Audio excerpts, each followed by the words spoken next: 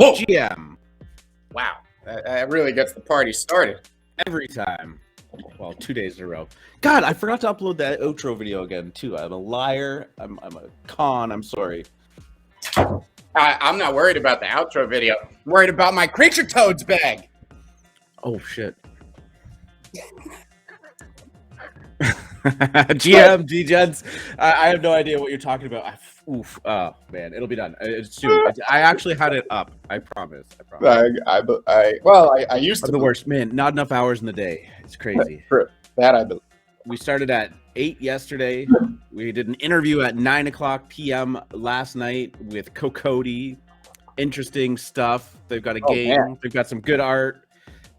We had a translator on. That was the first time I've ever done something like that. And as far as I know, the first time for NFTs, the global color me P2E excited. Okay, the show's over. Sorry. We're done here. GM. Look at all these people. Charlie, Chipper, Bailey, Sandman, Edward Thompson, Mio, please. What's this? Agreed to the countdown. What? Did you see what's at the top of WGMI today? Ashtray. No, I didn't. Cutter. A small little project known as Alphamint. On WGMI? No, I'm just kidding. No. Oh, okay. I was like, I've got to get that listed on there. No, yeah. Holy. 0.74 for Alphamint. Guys, you guys are nutso. Small 300% rise overnight. No big. NBD. Still undervalued. Quite. Don't sell that pass. No, that's we are very excited about that. By the way, it is very humbling to know that you degens feel that it's at least worth that, and hopefully more eventually. 0.77 is FUD. FUD, yeah. I mean, hey, we've seen a lot of these alpha groups go up real high, and I would put our community up there with the best of them, honestly. We high. Yeah, no, for sure. Hey, I'm the highest in the room. We didn't even realize a bear market was going on through one of them. The rest of the world, I thought everything was going down into shit, and we were just stacking wins in there. I'm not even just saying that as like fluff or to try and pitch anybody. Like, this was a real thing. We kind of had this like epiphany that like people were struggling, and Alphamint was eating well. Well, this is exciting. It's Friday. It's good. What do you got going on this weekend? What are you doing? It's Friday. I ain't got no job, and I ain't got shit to do. I'm gonna get high today. Is that different from any other? Right. Anyone got that reference? Come on, first person to type it into the chat. Is that Friday? What is it? Friday? Yeah, that was Friday. Yeah, I got you. I haven't seen that movie in a minute, but you know what? I almost see the sequels more, which were like, certainly not on the same quality, but they play them on TV all the time. So I definitely see the sequels often. Yep, Miho, you got it. Friday. Shout out. Let's get it. This is very exciting. We've got a good show for you today. We won't quite get into it. Let these degens get in here a little bit longer. But yesterday, very happy to say that we had the most active chat we've ever had on here and the highest average viewers throughout the entire show, which is actually incredible. We appreciate that so much. So let's try. You guys are early. You're early. The FMC or the AM show. We're gonna have to NFT the AM show. Yeah. Let's break some records today. What do you think? I think we can. I'm into it. It gets me going. It gets the people going. We've often joked that the morning show is the leading indicator for how NFTs are going to go. So let's manifest this into existence. AM show viewership goes up, NFTs go up. It's simple math, guys. So go bring some friends. Is causation. Is it? Is that how it works? I don't know. What are you thinking? You want to do the drum roll? GM, everybody, and welcome to the Friday, January 28th edition of the AM show, hosted live on YouTube and Twitch. It is great to see all of the familiar suspects in the chat. I am your host, R2Degen, and I am joined with me for the 70th episode in a row, Mr. Free Market Capitalist. GM to you, sir. Now. Ooh, I cut you off. I set it up and then I kept going. I'm sorry. Hey, now. How are you doing today? It's Friday. We've got some stuff going on today. We've got a good weekend to look forward to. Wow. And Monday's looking like it might be pretty good too. Boy, I mean, this is a big week for mints coming up here these next 7 days, right? We got Raid Party today. Yes. Oh my God, hype personified, and none of it manufactured. These guys didn't go out and do your normal marketing. This is pure holy crap. Look at what these guys have built. That auction starts today at 1 p.m. I know we got whitelist spots for our Moon Lounge members. I know a bunch of us. It's a public auction and it could get a little pricey, but boy, are we excited to go mint that. And then of course on Monday we have the cool pets mint. P2Es are lighting up the screens right now. We got Kaiju releasing their Rooftop Rampage P2E in 2 weeks. Man, we talked about this being the major trend this year, but these next 3 weeks are about to bear it out. Yeah, it's going to be fun to watch because provided everything goes smoothly for Raid Party, I know they're having some issues with their website, but that's okay. Provided everything goes smoothly for them, and I think it will, and then Cool Pets goes down without a hype. I mean, we could retrospectively be looking at this as the start of a next huge bull trend, and really just kind of LED Eternal Elves, another P2E. Sorry, yes, to you. No. Yeah, we got. I mean, and Maz, our young King Maz, who hosts our spaces quite often, did an interview with Eternal Elves. We got some allow list spots for our members as well for that one, and that's just Orcs told us about Eternal Elves a while ago. It has that really nice pixel art medieval P2E thing going on, and just another one on the pile. Can't wait. Yeah, for sure. We've got some Raid Party discussion. I was just gonna say, I mean, that team is actually incredible, and like Hassan, the dev, is like just an absolute wizard. So I think it's going to go down without a hitch, and they are going to do very well for themselves, and very excited to be a part of that. We took some time to break down, or we're going to take some time to break down how the mint processing works, because it is not traditional, to say the least, but we're going to help you kind of dissect that a little bit later on into the show. Let's talk about crypto like we normally do to get things kicked off here. Not looking too shabby there. ETH has been hanging out around 2,400 and staying over. It was flirting with 2,500 not too long ago. Bitcoin's kind of stabilized around 37,000, but this is a 24/7 market, and sometimes the weekends can be make or break. We saw last Friday being kind of a big leg down, and it got a little bit ugly there headed into the weekend. Not to say that anything is going to happen, but sometimes we see these trends. The weekends start to hit, the traditional markets close, and it can kind of dictate where things go. What are you feeling about it? Well, yesterday was a very interesting day.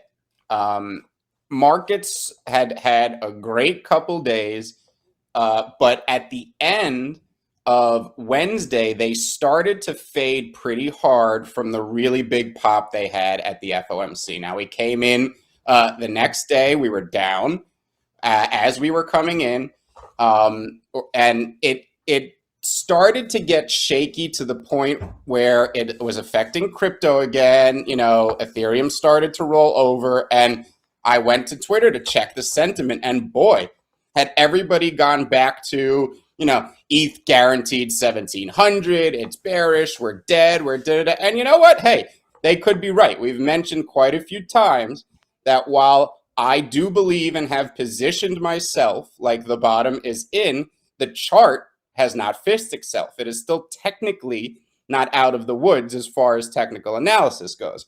If we fell to 1,700 this weekend, would I be surprised? No. But I do want to point out that when we talk about sentiment resets, this is exactly what I mean. the first rally gets sold off and nobody believes it. This isn't buy the dip, get back in there, hurry. It's, yep, nope, 1700. That bounce failed. We're all dead. So, sure, it could happen. We could see a flush. We could consolidate sideways longer. But right now, all the sentiment indicators and classic variables we watch are telling us that we're closer to a bottom than not.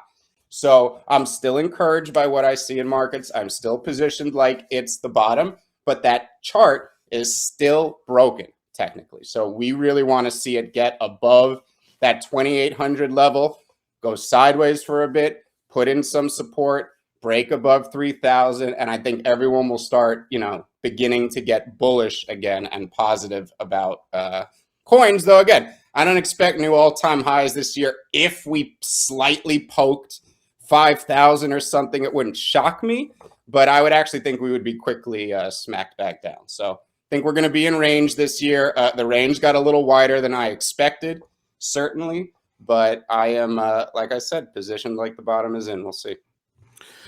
Yeah, I would start to personally feel a little worried if it got down to 1,700. I mean, I've seen that kind of drop down before, and it does cause a lot of panic, unfortunately. But I don't know what the resistance levels are kind of looking like in that regard. But yeah, I'm with you. I like this like slow and steady up. We seem to be bucking the 4-year trend. The stock to flow model and some of the other models that people had for Bitcoin, where the halvening happens, you go a couple of months away from it, and then you get the sharp rise up. That was actually in play until I think late December, and now that model has kind of been wrecked a little bit. There's some other ones that it's still following. But the 4-year trend is a little bit hard to digest, and I think that the market has reached a point where it's kind of going to start getting away from that. We are still going to see drawdowns, as we've obviously seen in the last week, or really kind of the last month and a half. But I don't think that we're going to see extended bear markets at everything at a 90% discount like we did last time. That being said, I have no fucking clue. So yeah, we are where we are, and I'm with you. Like, just a nice steady up and to the right would be great this year. I know you think it's going to be volatile, but yeah. So let's move on to I just actually want to give a shout out. We're going to check out Blockster for the first time. Normally we check out Decrypt for no particular reason other than it's kind of just got some of the most poignant news articles that I've seen. But Blockster, shout out to Alphamint mod and really kind of family member Henry Stater for getting an article up on here, and he's going to be writing for them. For those of you who are in the Degen dojo, Lemenry, because we are all lemons at heart. So Lemenry, shout out to Lemenry. Yeah, I can't even say it. Lemenry. Shout out to him. He is going to be writing a couple of articles a week for Blockster as they're trying to kind of get their news and tools website out there for people to use. Also, shout out to William Laurent, who is, I'm assuming, made this nice piece of artwork at the top there. That's very much in his style and his wheelhouse. But what was the position that he took, if we can even talk about that? So he will now be writing an article for them. It is the NF Times, and this is going to be a regular feature on Blockster. Now, Blockster is a really, really interesting entity. They're focused on media. They actually have their own token, and they do have a social aspect to it as well. So I am just extremely proud of Henry. If you have read his community research write-ups in our community research room for the Moon Lounge members, you'd see this guy could be working for Goldman Sachs. I mean, he treats these NFTs with the utmost expertise and care. This is just a natural next step for him. We're very proud, and I hope everyone goes and reads that there every day, and we'll have more news with Blockster coming up here in the next few weeks. He's a keyboard wizard, and you can also subscribe to the Alphamint Substack, where Henry's writes featured all of the time on that too, and get it directly to your email box so that you can read it while you're taking your morning poop or something. I don't know. Oh, Just a suggestion. Oh, Get it right from the source. that was interesting. What's that? Nothing. Go ahead. Oh, yeah, no problem. Some other news we got going back to Decrypt. Texas Governor Greg Abbott is inviting Bitcoin miners to stabilize the electrical grid. His embrace of the industry may be a counterintuitive and risky play to cover a weak point with voters. Interesting. Interesting. They always obviously, kind of took on their own power grid earlier last year, and it did not go very well for them for a little bit. There were a lot of power outages right at the same time that a huge cold sweep was coming in through Texas. But now they're inviting Bitcoin miners in. We've seen, massive growth in Austin. The city and the state have been pretty crypto friendly in terms of taxes and all of that stuff too. And I guess they're continuing to I guess be innovative, if you want to use that word, on that front. Texas is maybe a tough spot for Bitcoin miners. I mean, cooling is always an issue, and Texas can get pretty hot. But yeah, I think this is an interesting first step. Texas is actually very aggressive, much like Wisconsin, believe it or not. There's a few states out there that have been very aggressive in trying to attract tech from Silicon Valley as everything seems to be moving away. We know Miami has made a very large push. We know New York as well, though the taxes in New York tend to scare people away for the most part. Texas gives very, very, very attractive tax deals. It's a very, very, very libertarian state in a lot of ways. This is exactly the philosophy that aligns with most Silicon Valley execs, and I'm not surprised that they're trying to attract the bleeding edge of technology, which is cryptographic blockchain technology. Yeah. Also, Texas, one of my favorite things is Texas with a dollar sign. Let me know if you know what that's from. Do you actually know what that's from, Free Market? If this is another poker reference, I don't know. I'm going to be pissed because I'm supposed to be like the big Mahaff here in poker. So you tell me.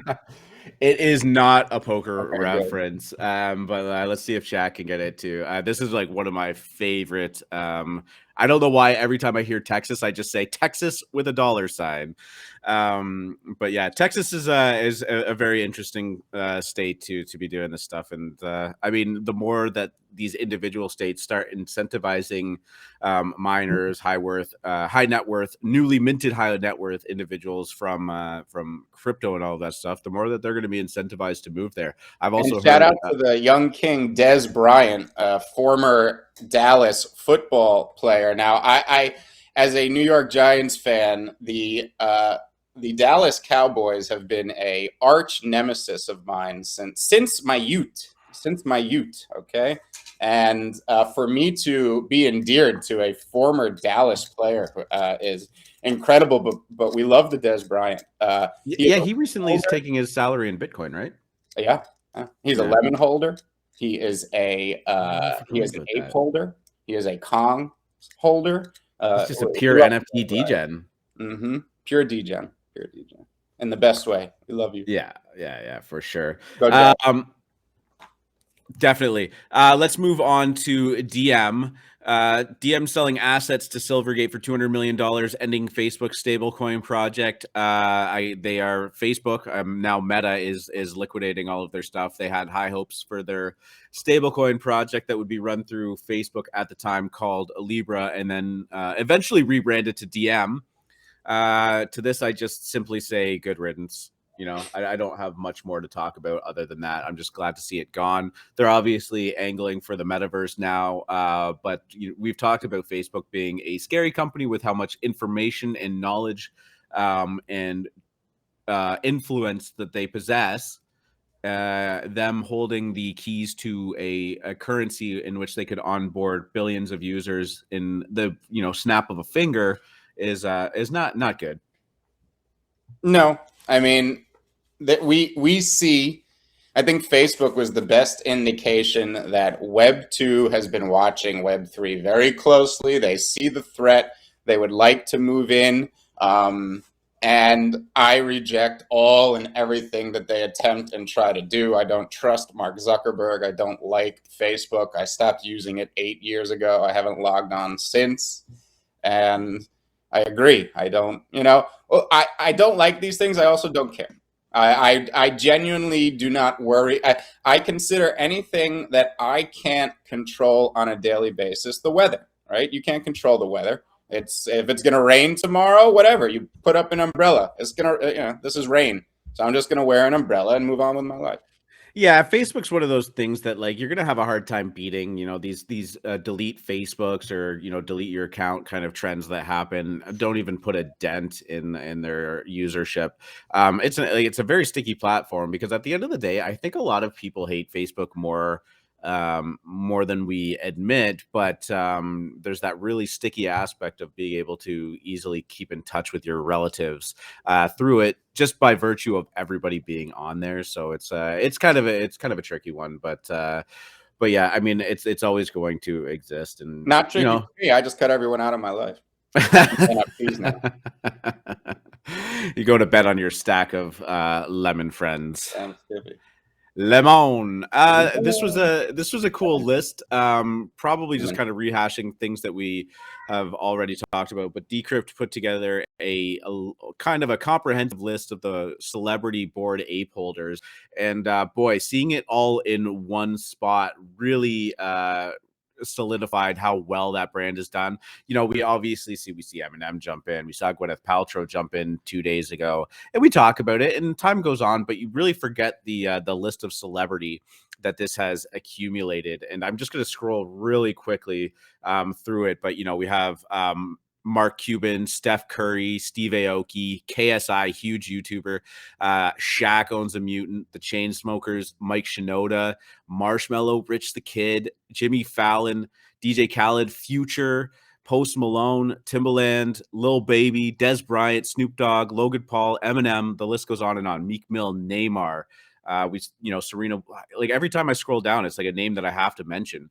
But I find it crazy the list that this is actually starting to stack up. We talk about supply constraints. We talk about when people need to start selling Bored Apes, but I think we also don't talk enough about there's a lot of celebrities. There's a lot of people in this world that 200, 400, $1 million is not a lot of money to, and there's not actually a lot of Bored Apes. Yesterday, I saw a tweet from a Bored Ape. And it said, 95% of the apes are going to be in the hands of the wealthy and the celebrities and not those of us that mint it. And I said, oh, they're figuring it out. None of these guys are holding the Bored Apes until $1 million. You made the best trade of your life. You got 1,000x. You don't need to squeeze that last 10x out of it. Take that, change your lives, give these apes to the celebrities. Your friends will still love you. Congratulations on one of the best trades in history. Oh yeah, definitely. The more that we talk about it, the more I see this, the more I think that you are 100% right. Like these things are going to $1 million floor. It doesn't matter what the ETH value is, because these things are kind of transcending ETH status, and where it's just you're starting to attract a certain person that just calls their agent up and says, how much is a Bored Ape, and they say it's $250,000, and they just say ship it. They don't care about what their ETH wallet looks like. They just sign a metaphorical check over, because I don't think anyone signs checks anymore, and a Bored Ape shows up via MoonPay, I'm assuming, right? Yeah. And, you have heard me multiple times get angry when we see Ethereum rallying, and then everyone's automatic thesis is, oh, ETH is up, NFTs are down, it's because they're up more in dollars and all that type of stuff.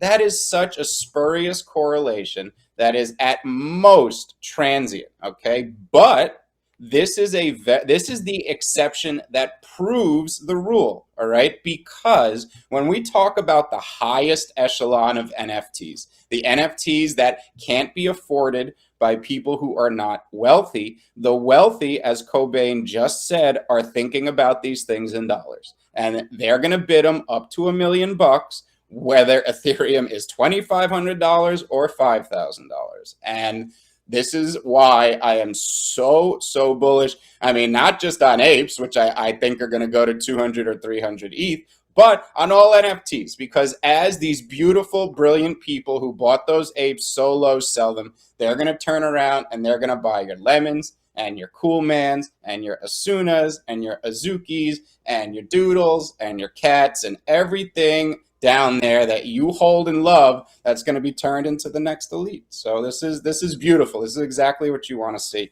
It heartens me. Yep. We keep pointing to February 6th on that calendar. So We're all getting paid, baby. It's like we went into the future, stole all the Louis Vuitton, Gucci, and fashionable clothes, brought them back in a time machine, and now we get to sell them to all the celebrities for 1,000x. This is it, baby. You're not early. You're from the future. That's a good tagline, actually. Let's can we work with that? We gotta do something with it. I love it. We just got we just hired our new clipper. Someone gave me a shout out for the interview when I said all roads lead to NFTs last night too. So Ooh, we like that. That's a quote. Yeah, actually, you know what? We have a lot of new listeners. For those of you who don't know, my name used to be Clout Cobain. I definitely changed it because of the Crypto Cobain Twitter personality, who then changed his name, and now I'm not changing it back. I'm R2Degen, but Free Market still calls me Cobain, and you guys can too if you want. So that's where that comes from. If you don't know, then now you know.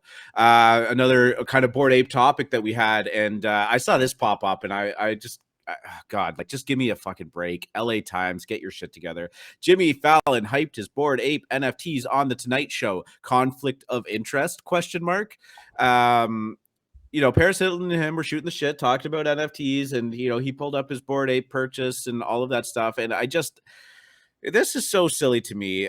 They started pointing to, I got to find it here, a workplace policy set out by Comcast, the parent company of the Tonight Show network, NBC, asks employees not to let outside interests or activities interfere with their business judgment or responsibilities to the company. Okay. Perfect. Jimmy Fallon makes somewhere in the ballpark of $40 million a year. Jimmy Fallon is not buying a Bored Ape for $250,000 so that he can flip it for $450,000. Jimmy Fallon is buying a Bored Ape so that he can have it as his profile picture with all the other cool celebrities that are buying Bored Apes. This is silly. This is like saying that, you know, he bought a Van Gogh and hung it on his wall and showed a picture of it. This is, you know, equivalent of a celebrity going out there and say they just bought a new Bugatti. You know, like, if it would be different in my mind if Jimmy Fallon bought $20 million in Coca-Cola shares, and then for the next month he sat up there with a Coca-Cola can instead of his coffee mug, and didn't disclose it, didn't say anything about it, and then you find out he sold at a 10% gain, whatever. Like, I love these articles though, because it's the LA Times and people are talking about it. And if you didn't know that Jimmy Fallon bought a Bored Ape, you do now. So, I mean, I guess keep it coming, but Jesus Christ, what a hot take. You know, I have a love-hate relationship with these articles. I hate them for all the reasons that R2 just laid out for you guys. And I love them because if we didn't have these articles, no one would even know what an NFT was, okay? This is a pointless article that says absolutely nothing, and it's exhibited by the exact point that this guy makes $40 million a year. He knows very well the policies at NBC. Forget whether he would be doing it to make $200,000. He wouldn't do it because he doesn't want to lose $40 million. He knows it's not a conflict of interest. He knows he's never, Jimmy Fallon's never selling that ape. I will tell you right now, we are never going to come in to this show and hear that Jimmy Fallon sold his ape. That this thing could go to zero. He's not selling it. He's never selling his ape. He did not buy this to profit off of it. He will never sell that ape. He would never jeopardize his cash cow, which is this $40 million a year show. But I love these articles. We need FUD. As we have seen over the last few days with some unnamed projects, FUD sells. There is no better pump mechanism in markets than FUD. FUD causes FOMO. This is what is so funny, that people are always worried about getting their bags FUDded. Well, guess why certain things go up to 0.7? Okay, and this is it. This is people see articles like this, and they want to know what an NFT is. They don't give a shit about conflict of interest or any of this stuff. They're gonna go Google what NFT is. I love it. I revel in it. Yeah, and I mean, let's be honest, right? Like, you think that they didn't book Paris Hilton and behind the scenes, the producers, the executives, like, be like, guys, we'd really appreciate it if you didn't talk about your NFTs. It's the hottest topic in the world now, but like, it might be a little bit of a conflict of interest. So, and then they just went out there and be like, boom, here's our NFTs. They fucking knew. Everybody knew from the top down what was going down on this show a month before it happened. And like, nothing is going to come of this because it's nothing, right? But like Guess you who's said, just as let them happy? talk about it. I And love guess it. I love it when they take these stupid hot takes and put it out there. Right, it kills me. And you know who's just as happy about this article? Jimmy Fallon and the Jimmy Fallon show and the people at NBC. Because guess what? Now people want to tune in to see controversy, to see what happens next. Okay, this is everybody is playing the same game. The media knows what they did. Jimmy knows what they did. The producers know what they did. And I promise you, the conversation we're having right now was had in the writers' room, Oh, was had in the 100%. boardroom. You think they're ignorant? You think they're stupid? They all know what's going on here. And they know that this isn't a conflict of interest, that Jimmy would never jeopardize anything like that, nor Paris Hilton, who's also brilliant. Okay. And worth like $1 billion fucking dollars. Yeah, right. Look at this as the beautiful PR that it is. Yeah, it bothers us as how they frame it, but when you really look at it from a larger context, is exactly what you want if you're in NFT. I'm just picturing the ridiculous idea of like Jimmy and Paris backstage after the show being like, oh yeah, we just pumped our bags 25%, baby. Like, we're gonna make it, right? Let's flip it into a Suna now. Oh god, I love it. All right, let's move on. OpenSea. This is in vein with what Josh brought up on the show yesterday when he came up on the Q&A session. OpenSea update leaves new creators unable to mint leaves some creators unable to mint new NFTs. The leading Ethereum NFT marketplace has clamped down on its own minting contract, frustrating and angering creators in the space.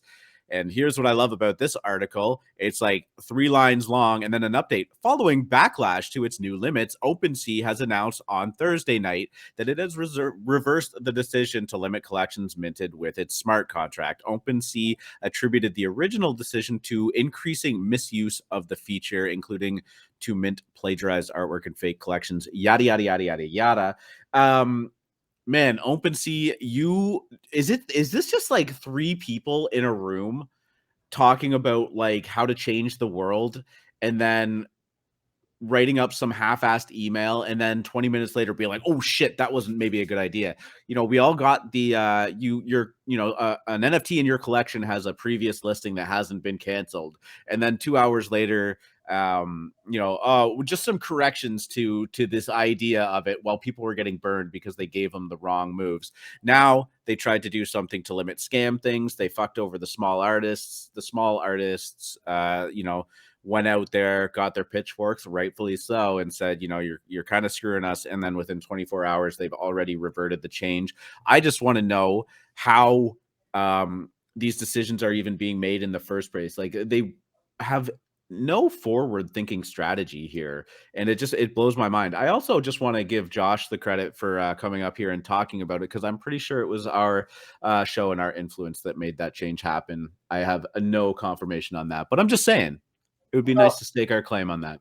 Let me ask you this, R2. You ever go through a really bad breakup, and then that significant other started dating someone much, much more handsome, and then you start doing just irrational shit you would have never done in a normal mental state? Well, this is OpenSea and looks rare right now. And I don't really know what is going through OpenSea's head, but they're making very strange, irrational moves in response to the new hot chick on the block, which is my boo looks rare. Shout out. Yeah, looks rare continues to crush it. I mean, it's right. It's the natural response of OpenSea having this moat that's getting smaller and smaller. They've got some competition in the rear view mirror that's really putting some pressure on them, and the VC firms that are investing in them are probably coming down on them, saying, can the devs do something? But I don't know what goes down in these boardrooms. Like, spend some time to fix your search bar. come up with some kind of reward system to actually benefit the people that have been trading on your platform for so long. They're never going to do a token, so don't even ask them to do a token. That's fine. We've all accepted that, or you should by now. But they just, their focus seems to be, to me, in all the wrong spaces, because I would imagine that it would be pretty easy to configure a search bar to list the highest, last 72 hours, 24 hours of volume of that project in that order, right? So that when you type in, Meta Josian, for instance, which people are talking about in the chat, we'll talk about that a little bit later. But when you type that in, you don't get the first 5 scam fucking contracts that are there. The one that's actually trading on volume just shows up at the top. Like, that just seems like a no-brainer, because it would be way too expensive for scammers to force that kind of volume in there. It would be a negative EV proposition, and yet they continue to do shit like this. I don't get it. I staked my Weth so hard and looks rare. She's walking funny today. I think yeah, I mean, that's really all that needs to be said. How is that doing today? Last time I saw it, was that like 430, 440?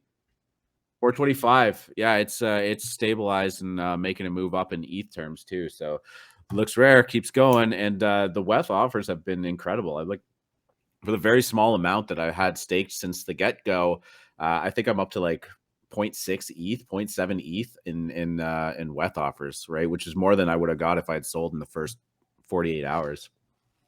Looks rare. Love it, love it, love it, love it, love it. Facts are too. OS likes to rug. OS loves to rug, and we actually saw some Bored Apes going down to that scam again too. Not scam, the bug, right? Someone's wallet got cleared yesterday. I saw species going for the WETH offer, and it made no sense because there was volume at the floor, and I saw a bunch of WETH offers firing off in a few collections. Someone Is that right? got tapped yesterday. Yeah, you hate to see it, honestly. Well, as time goes on, these things will start to smooth out a little bit too. I'm not sure about that, as we have the uneducated masses about to bear down on us like a sandstorm. We'll see. Yeah, but I would imagine that, as the masses start to arrive, and keep in mind, like last time I checked, it was like 250,000 active users in NFT space, which is peanuts, right? Like a mere 2 million people would 10x the entire market potentially. But I would assume that, as more people enter that space and more people get burned, and the recognition of the normies really starting to get hurt will hopefully cause some action on OpenSea's part. But yeah, here we are. They don't give a fuck about us, I can tell you that. WGMI, I don't know. Kaiju was looking good on there. Adidas Originals into the Metaverse is constantly bugged. I can guarantee you it is not a 2.8 ETH floor, but I will open it up. Is it actually? No. Yeah, this is an OpenSea floor bug. It's 0.95. But yeah, I mean, things are looking good. Things are stabilizing. We're seeing a lot of the projects that we've been holding for a month, 2 months, 4 months, 5 months, starting to move up again. And some of them are hitting another leg. I saw the degens doing all right, hit above a 0.3 floor the other day. Lemons is maybe taking another stab at 0.5 ETH, and they're looking good. Yeah, it seems like an overall healthy market. Some of the projects are going through euphoria phases. We've seen Azuki just go absolutely crazy. Didn't check in on that one at all today, but yeah, I'm liking where things are going here. Most collections I watch are seeing steady accumulation. Obviously, we haven't seen just that nutso banana volume come in yet, but this is how you set the stage. We're priming the pump right now, and it's happening with big ape sales, and it's happening with slow accumulation and all that. That sneaky slow accumulation before the floor sweeps stop. That's how you create those supply crises, and I see them happening in a lot of the collections I watch. I mean, just steady volume for weeks now. Oh yeah, it's feeling good. I mean, you're going to get listings along the way as people start to find a little bit of exit liquidity. Maybe they've been holding something that they've deemed a bag, and they just see it go up and sell into volume, and that's fine too. It's a healthy redistribution. But another 500,000 people entering this space over the next 6 months, if that's the case. Or, you know, even when OpenSea Marketplace, we don't even talk about that anymore, but OpenSea Marketplace is on the horizon, and you know, that's gonna launch us into the stratosphere too. So lots to look forward to, and some of these projects that continue to work and keep their head down, a la Creature Toads, which I promise I will get the interview up after the show. You know, they continue to work and do things, and they're going to be the recipients of a long-term gain too. We've seen plenty of projects go from 0.02 ETH and just slowly cross, you know, 2 ETH, 3 ETH, 5 ETH eventually.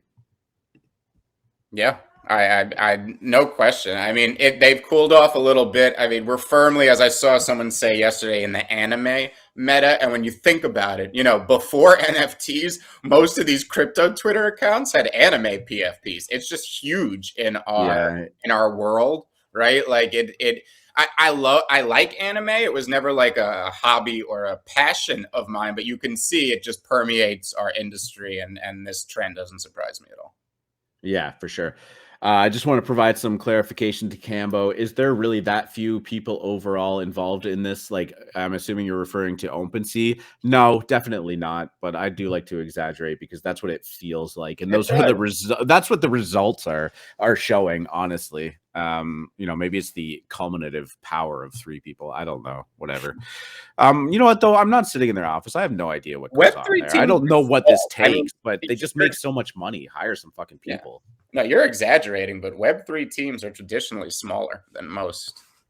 Yeah, definitely. Okay, let's move into Raid Party. We've talked about this a bunch in the past, but it's starting to come to life now. The auction, the Genesis auction mint, is going live today at, I believe, 1 p.m. And this is a really interesting format. Raid Party has to say blown up might not even do them justice. I could tell you from firsthand experience, you know, we got a great chance to speak to the team well before you guys even knew it was a project, if I'm being honest with you. And we're so blown away by their talent, their ability, and their vision for this project.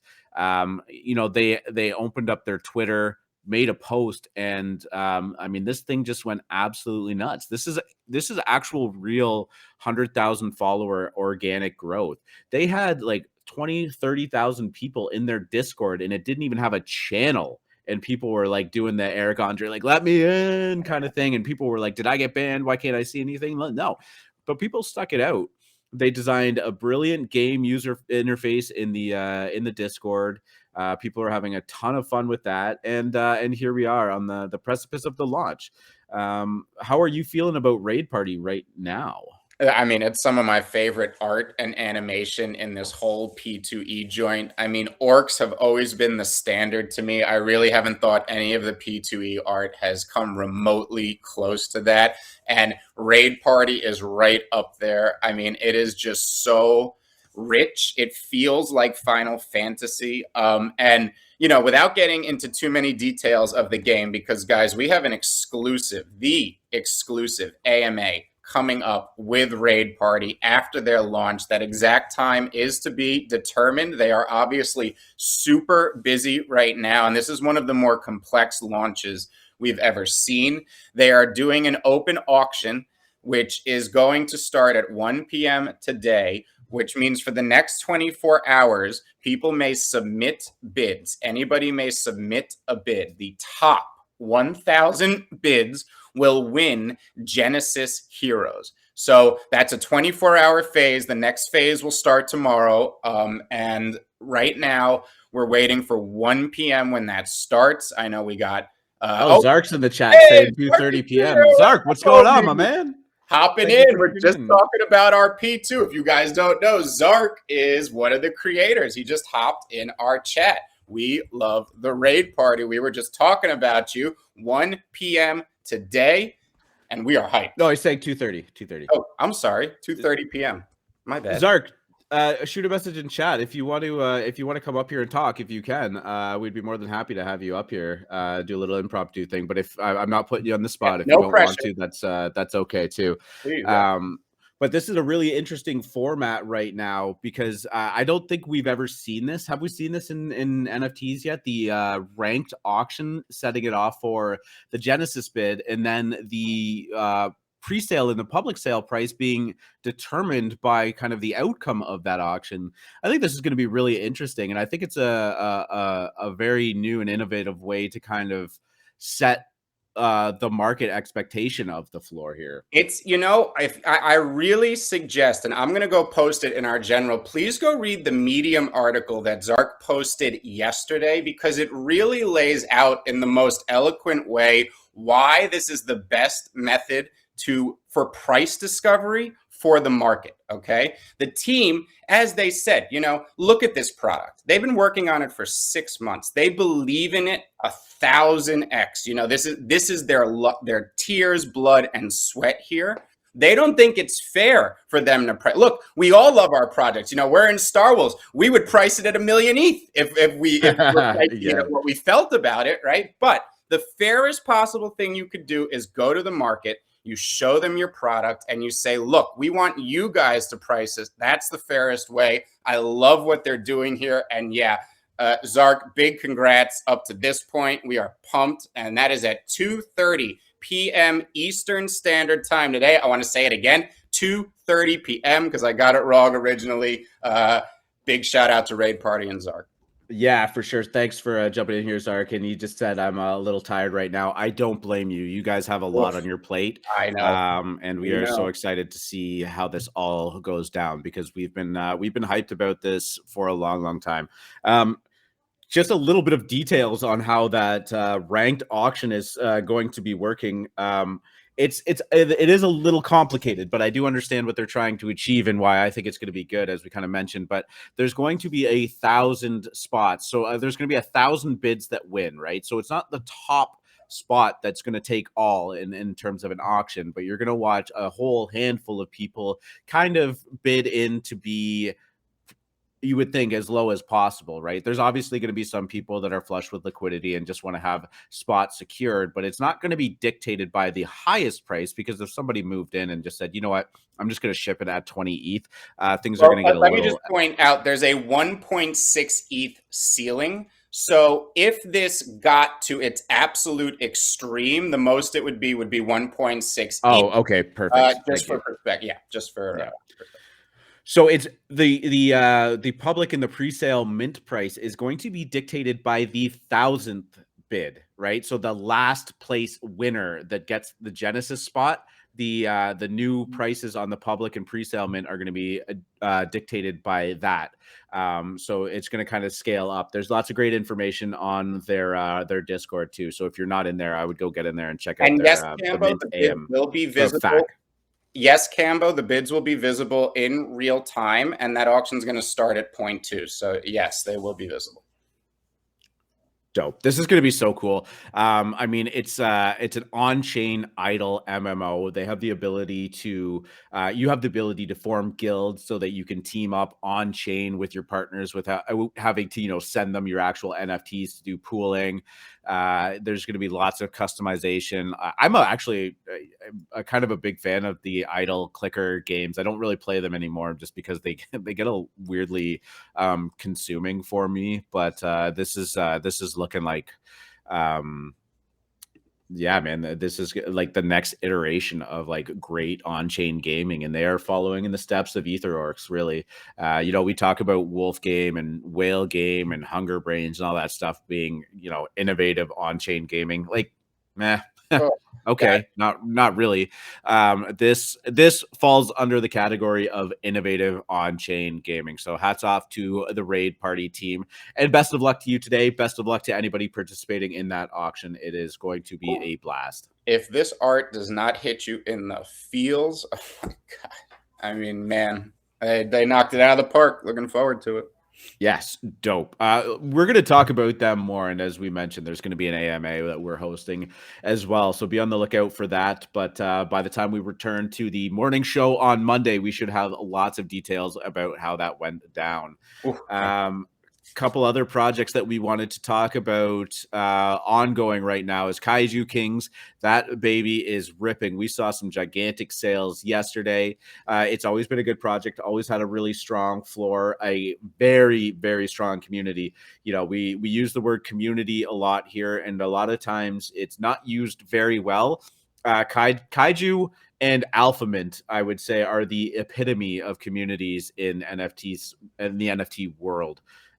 Very strong knit, very tight. They roll together. You know, Kaiju's travel in packs. I said before, and it's wholeheartedly true. So, free market is the biggest Kaiju bull I personally know. Maybe out there. Let's talk about what's going down right now. Well, you know, I am a Kaiju King since Mint. I talk about community a lot, and I know it's very cliche, right? Because every project talks about it, knows it's the key to stuff, but communities happen organically, and they got to go through bears. And boy, did Kaiju go through a bear. I don't think people even remotely understand, if you weren't here, how big the Kaiju hype cycle was. It literally defined how every NFT project tried to launch afterwards.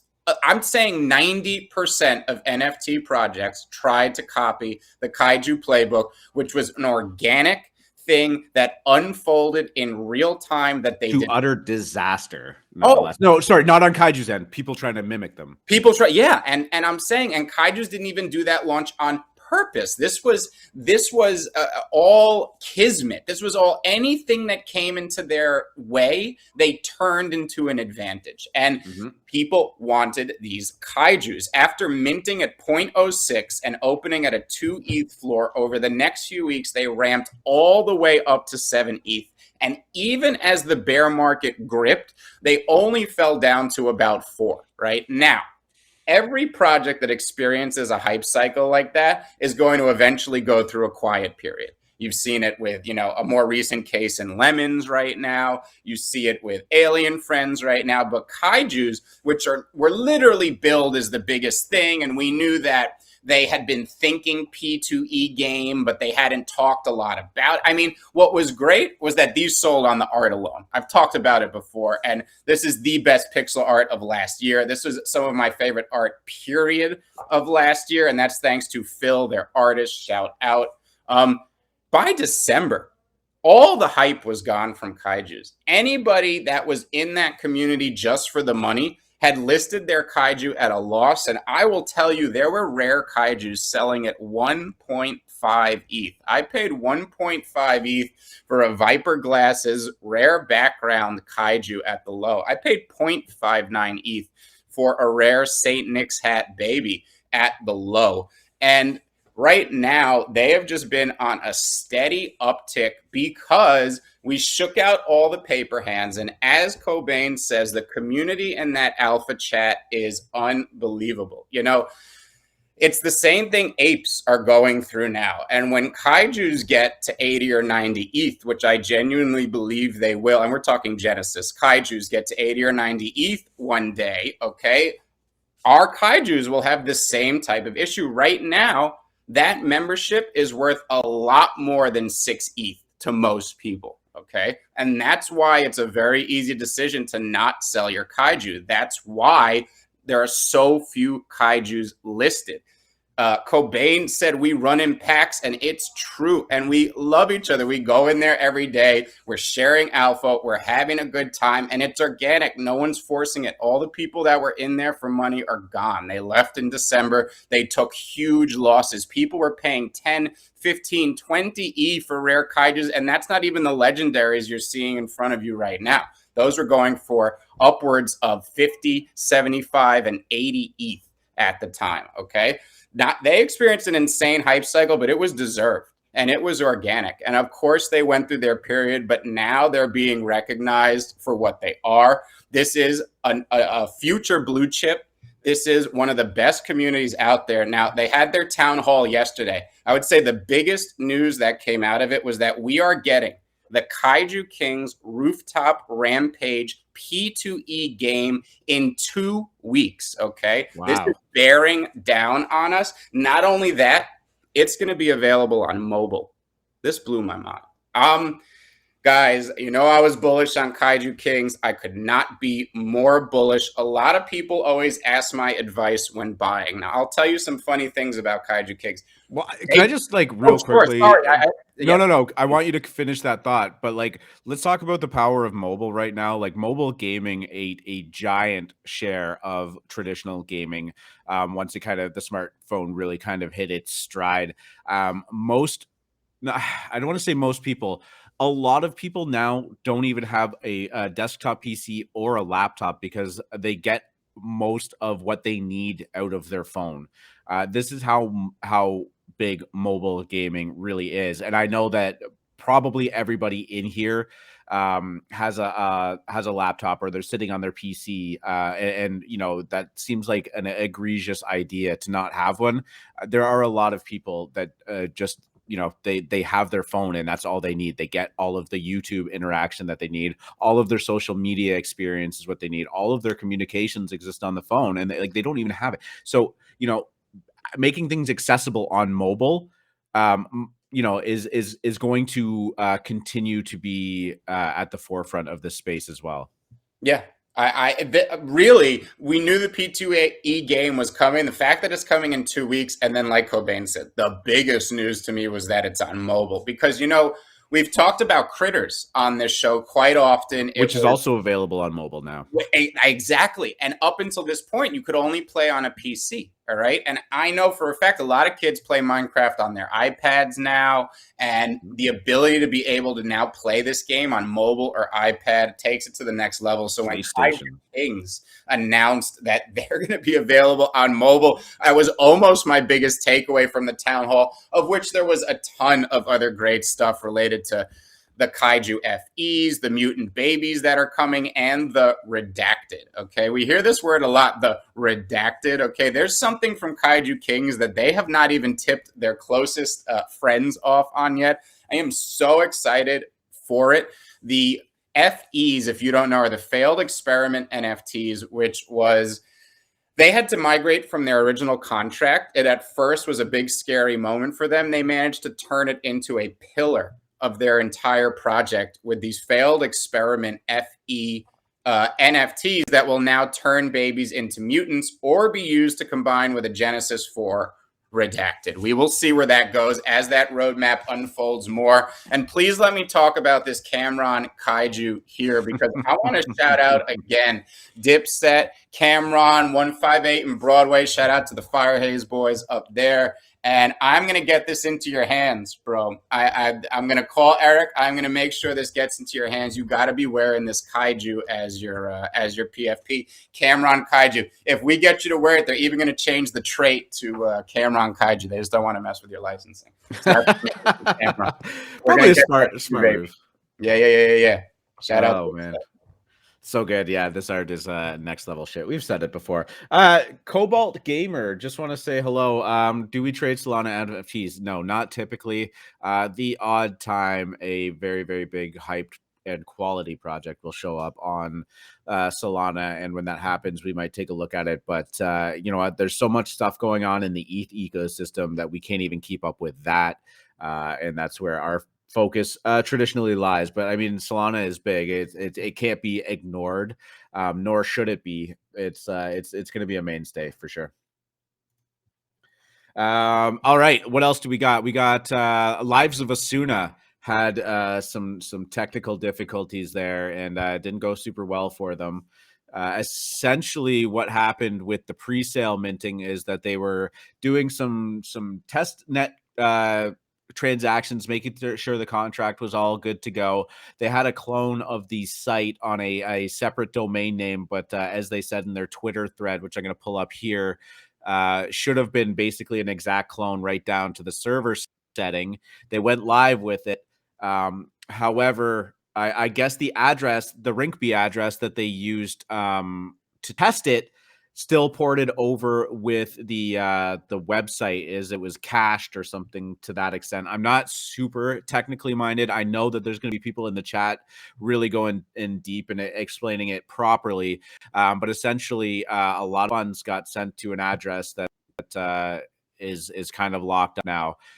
People are getting a little bit burned on this, but I do think that this project is legitimate. This isn't a rug pull. I don't even think have access to these funds right now, and they are going to be working hard to get that back to people, as it seems. I mean, I don't want to speak for them or anybody else, but I hope if you ended up losing out on this, that it is made right to you. I'm sure they'll go through with the regular mint process and reimburse people, but I think their main focus right now is getting that ETH back. Yes, we know that immediately after this occurred, Otto Suwin tweeted out, "Fuck, I auto full sent." So yeah, this tricks some of the best of us, and I know that Asuna's going to make it right because this project is huge. They're going to sell out very quickly, so they're going to make their people right, and then launch this thing, which is going to be an absolute cook. So, is this right? The floor, did they go live with it? How does this exist? I missed something here. 1.7 floor on it. Cool. Is it a pre-sale, or did they just? Yeah, someone's got to fill me in. We were again incredibly busy yesterday, so I'm kind of just catching up on what actually went down with that. But yeah, they do look good, and it was this meta is full send right now. Honestly, perfect. Yeah, I'm gonna look at Meta Josian as well, guys. And also Cobalt Gamer. No, I'm going to say this. If you reach out to us in Discord, we could probably take a look at it, but I prefer if you didn't link anything in the chat for us. And Ella Dow, Ella D, not Ella Dow. Can we explain Eternal Elves a little bit? You know what? I think the Maz is trying to get the recording of the Twitter Spaces, but we'll have more content with them as well, and we'll let them kind of explain it in their own way too, because I again haven't had enough time to go super deep on it, and I don't want to give you the wrong impression or the wrong information. Perfect. Yeah, so Josh is saying that they fixed it. The contract went. So yeah, it is looking like it's doing pretty well right now. Appreciate that update. I'm assuming you didn't get your hands on one of these. No, and I really wanted one too, man. That website, the Breeze there, it sold me. Perfect. That Breeze. Let's close this down a little bit, and we had a pretty good conversation during the pre-show. We obviously talked about Fishy Fam a lot yesterday, and got heated, and that's fine. I mean, I think our opinions both stand on what went down with that team and how shameful it was. And we're not gonna go in depth about Fishy Fam itself, but I think that you and I both wanted to provide a little clarification about the topics and how these things go down. As you said so eloquently when we were chatting before the show, you said it's hard because we don't want to FUD people's quote unquote bags or make them believe that their conviction in a project is unjust. And that once the minting process takes place, the NFTs are in the community hands now. This is what I'd like to say now. I am never going to speak on Fishy Fam again. I have said everything that I believe. I still believe it. But my point is, this doesn't belong to Fishy Fam anymore. These NFTs now belong to the community. I love my community. I don't want to see anybody get hurt. You guys know how I feel about this team. It kills me every day that they're making money off of this. But right now, I know that this project belongs to the community. And I just want to say that I love all you guys, and that's really the last thing I'm going to say about Fishy Fam. This isn't an apology. It's not, as Campbell said, it's not a walk back on our opinion about it. I mean, if we went back there, it would get just as heated as yesterday. No, and I am but firm. There was not a single person that pressured us into saying this. Nobody from the community, messaged us, or there was none of that. We were just talking this morning about it, and just said, do we go back to Fishy Fam? We said no, but let's provide some context here, right? I don't believe in the project. I don't believe that they should be making the money, et cetera, et cetera, et cetera. The opinion still stands, but I also just, we don't want anybody feeling like our word is something that you have to feel, right? This is our opinion and all of that stuff, and it's just very important for you guys to know that. I 100% stand by every comment I made, and I just want you guys to know that this project now belongs to you, and it's up to you what happens for the future. Screw that team. Take them to 1 ETH. Become a community. Don't let whatever this team did screw you up. It's your project. Yes. Anyways, we will move on from there. Let's go into something that word is bong. Yeah, that's No, I that like one's for you. Yeah, word is I bong. think you were right the first time, sir. What's that? That word is bong, not bond. Word is bong. Yo, he. Bong. I thought that was intentional, man. Just keep it. Me Keep too. credit. I was like, oh, yo, shout out. Zipcy went down yesterday. Saw some people talking about that. That was a pretty hotly contested pre-sale spot, and nice What? there. You know, I like these so much. 2.37. Yeah. So much better than World of Women, which I really don't understand. Like that, whatever. I'm not going to FUD anything. I'm just saying that these look fabulous. I like these a lot. I think these are cool. Yeah, yeah. Don't know anything about them, but they're really cool. Yeah. We definitely had some Alphamint members that got a solid cook on that, and let us know if you got in that regard too, because it's been incredible. And one thing that's really blowing my mind is we look at Zipcy, we look at the Lives of Asuna pre-reveal. Both are pre-reveal right now, I should say. All of these projects that are just debuting, no problem over a 1 ETH floor is just absolutely remarkable at this point. And I do really think that it's indicative of a large swath of outside money coming in. We talk about it a lot with the Bored Apes and how the ripple effect of, a solid $450,000 purchase can kind of ripple through the market. I think we're seeing a lot of this at this point. I think we saw a lot of it with Hate Beast. I think we saw a lot of it with some of the other Instagram centric projects that happened. And I think the floors and the pre-reveals of a lot of these projects are the recipient of high floors. If you had asked me about this project 2 months ago, 3 months ago, I would have said it probably will do well. The art's good. They look clean. You can get a nice profile picture out of it if you focus on the top kind of 60% area there. But I mean, I would never have said that within 24 hours that we'd be at 7,000 ETH and a 2.5 floor. That's not even FUD. I'm not even trying to say that it's not worth that. We just never really saw that frequently. And now it seems like there's 2 or 3 projects every single day that we're having this conversation about. Yeah, I mean, this is one sneaky bull market. Boy, it is really, really bullish out there. And I think this project personifies how many 10,000 PFP projects are we seeing just absolutely mooning now? We were talking last year. Man, all people talked about towards the end of last year was supply. No 10,000 PFP projects were dared. People wouldn't mint them. It was like, we're not even touching that. And it made sense because once volume left, there weren't 10,000 of us to effing buy these things, right? But now, as normies are piling, I mean, celebrities, normies piling in, all that type of stuff. I mean,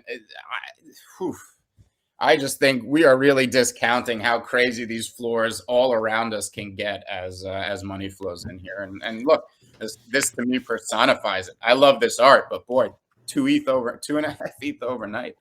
Yeah.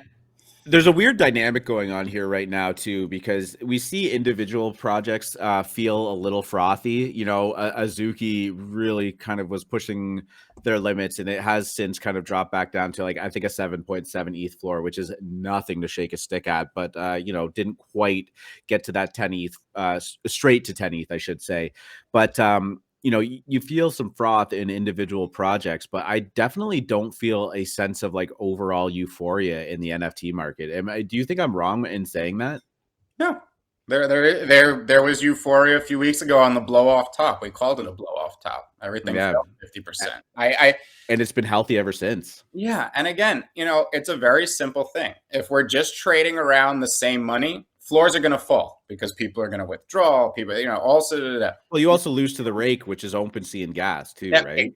Please, there's a million ways that if you're just trading around the same money, it's eventually everything's going to go down, right? But right now, it's this influx. That's the most important metric to watch as an NFT trader, right? Where obviously you got to curate the right projects, keep your liquidity, all that mechanic stuff. But really, as long as new money is coming into this market, I am not anywhere close to calling it, the end of the bubble, a top, frothy. It's just not even near there yet.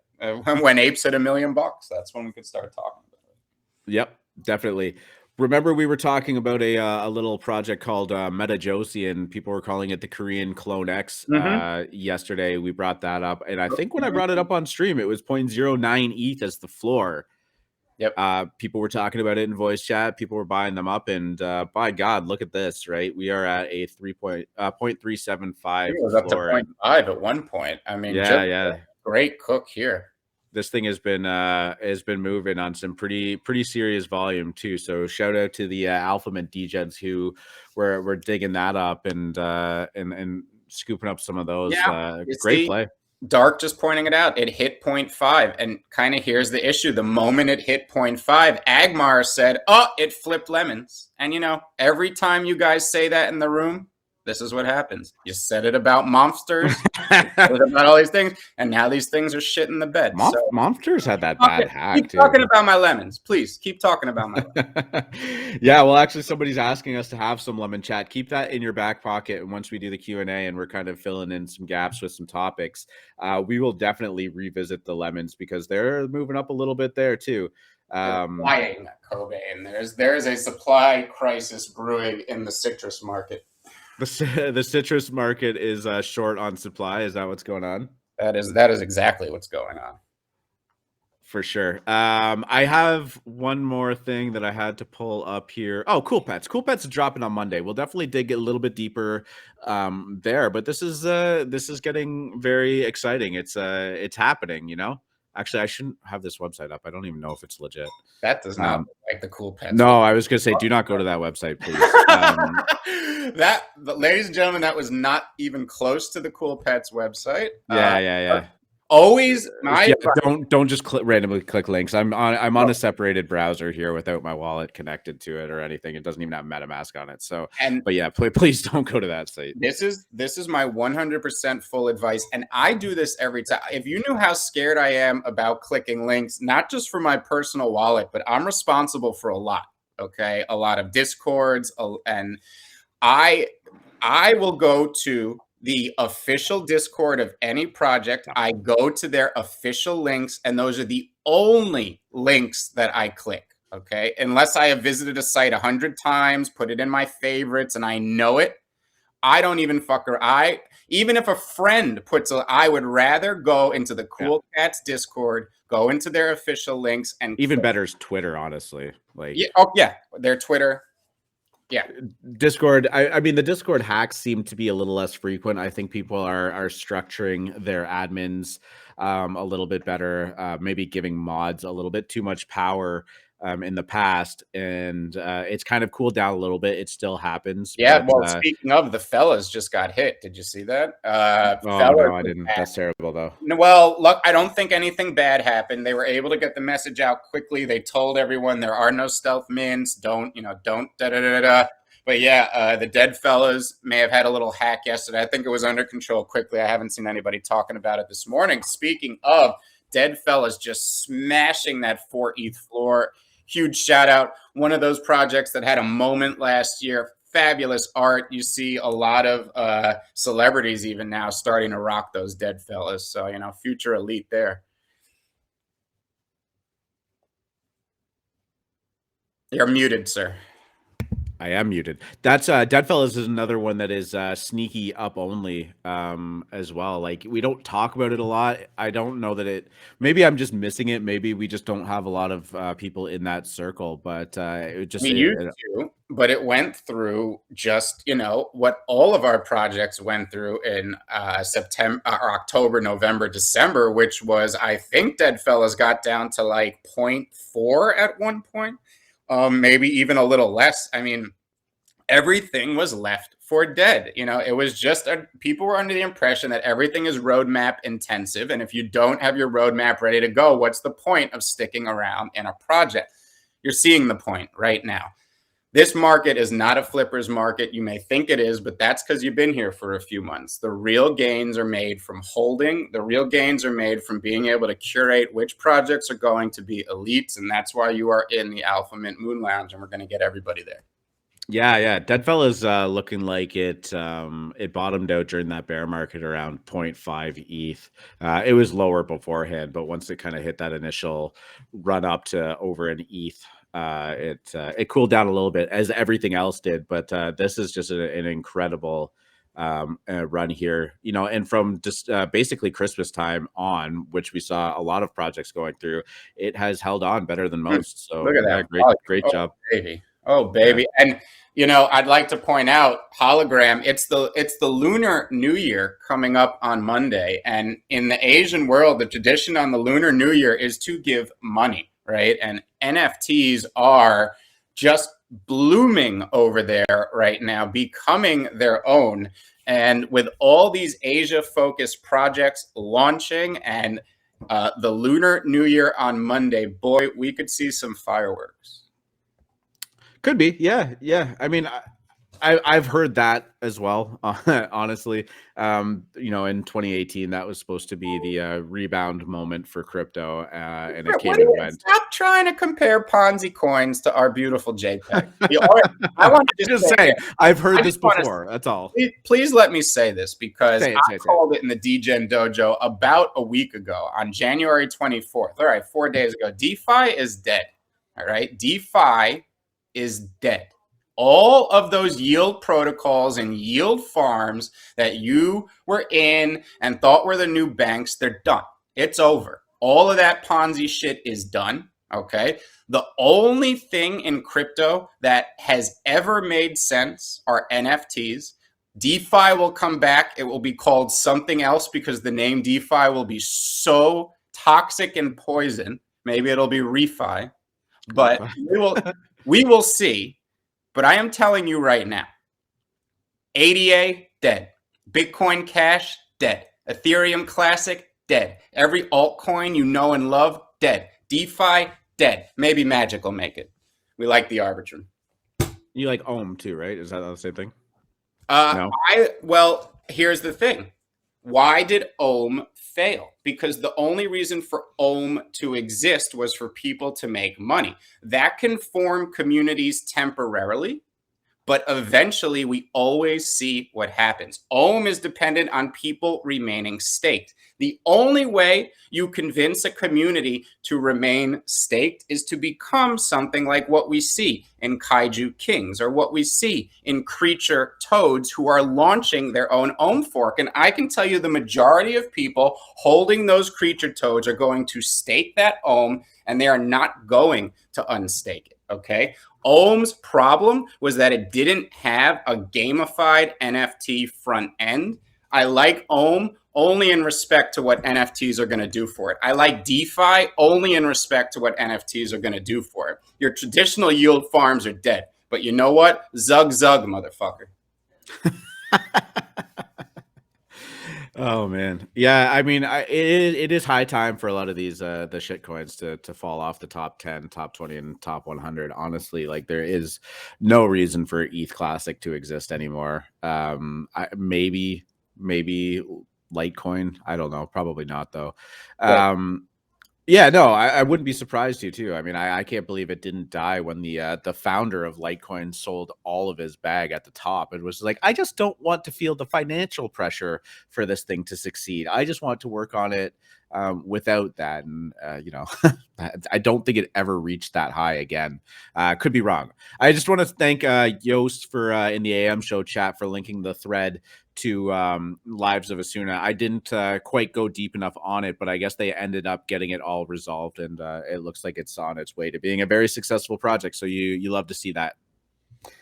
Speaking of the AM show chat, I did put the link to Restream in there if anybody wants to hop up with us and hang out for a little bit, wind down on this Friday morning, and you know, just talk some JPEGs and see what you got going on for the weekend. So if you're a Moon Lounge member, you are more than welcome to hop up on us. You don't need an account. You don't need to come on camera. All good. Just click that link and you just type your name in.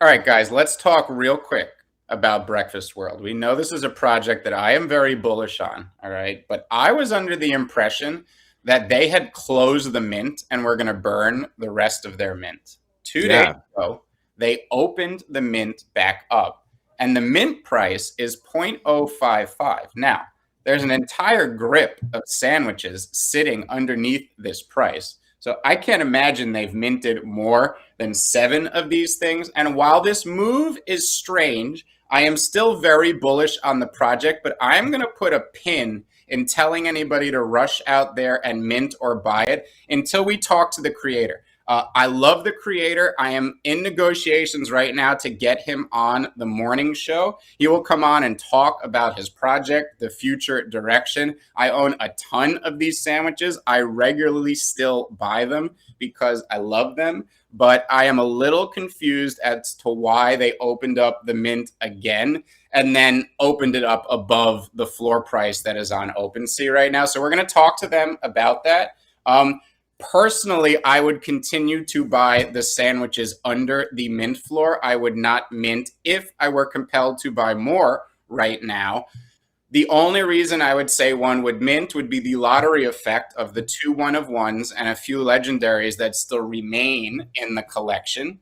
That said, let's hold off till I do this interview. Very bullish, holding the ones I have, think they're going to do big things, but I would like to find out what is making him tick.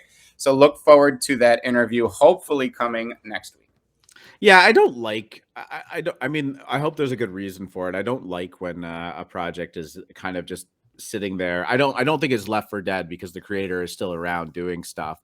But the NFT market kind of gets hot again. Maybe his project gets some volume on it a little bit, and it was like, let's mint more of these. You know, I don't. Well, I think it was. I think it's somebody looking at the NFT market. Okay, they stopped the mint when volume left and everything they did, and they probably just thought to themselves, hey, volume is back, let's open up the mint.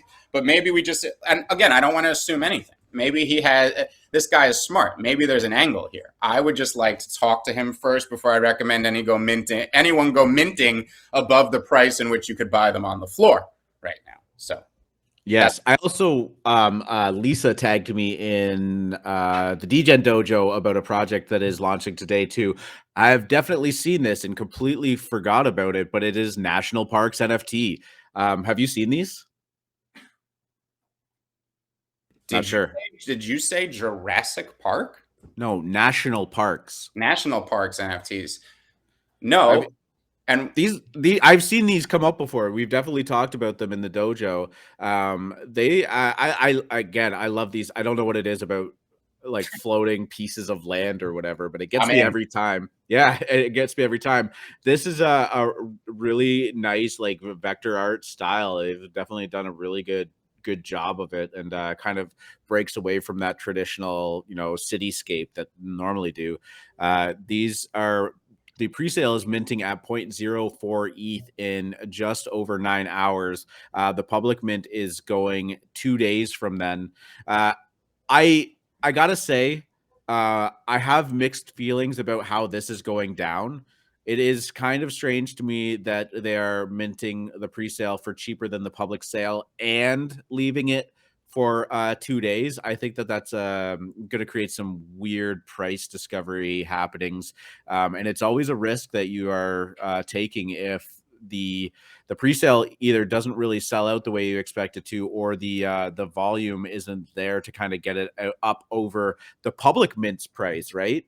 Right. It could really shut down your project. We saw it go down with Goss Ape Girl, but let's keep in mind that they only did it for an hour, so there was a very limited window, and then opened it up after. And I thought that mint process actually went off incredibly well, way better than we were expecting it to.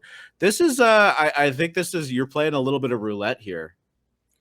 No question. It almost feels like maybe I'd wait to see if I could pick it up off the secondary cheap. I mean, again, which is exactly what you don't want people to have the option of doing. No, right. I mean, as a founder and as somebody who is, creating a project, this is a bad situation.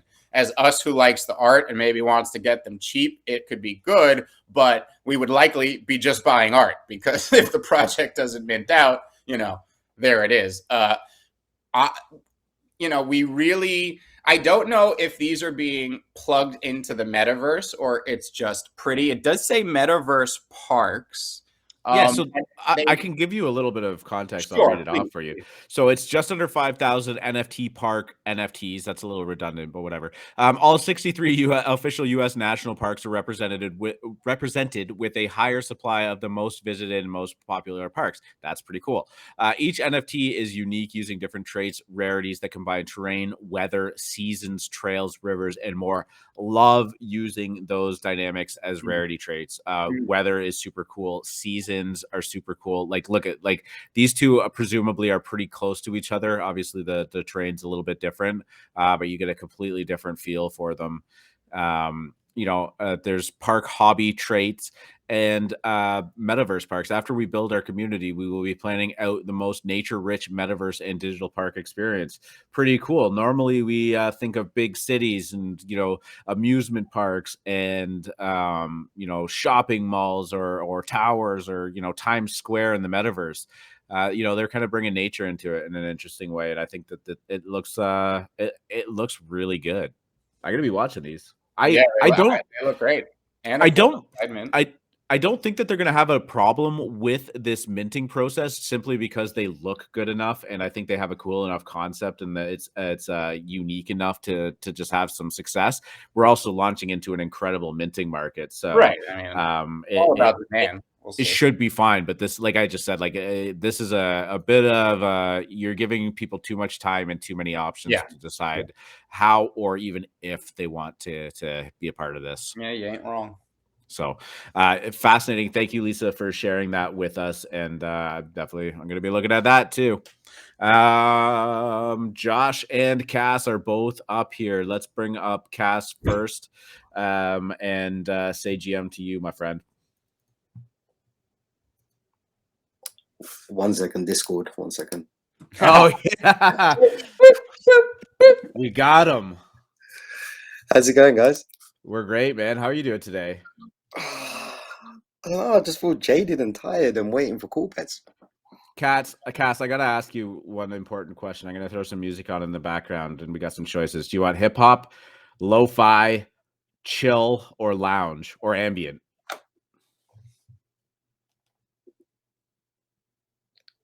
Pressure's on, man. Lounge. You want some lounge music? All right, let's do it. I was going to say hip hop, but this is good. I feel it. Cool. What's going on? You're a little bit, you said jaded and waited for cool pets? Yeah, and just being around in the Moon Lounge for God knows how many hours.